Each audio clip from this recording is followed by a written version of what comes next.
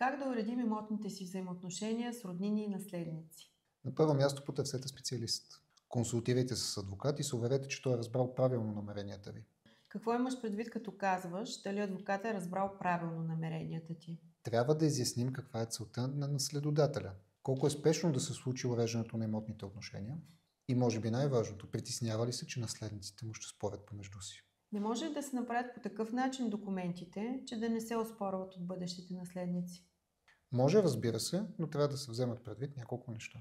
Например, запазената част от наследството, с която наследодателят не може да се разпорежда в ущърб на останалите наследници. На следващо място, разходите по сделката. Да кажем, че направим покупко-продажба на имота от страна на наследодателя на един от наследниците.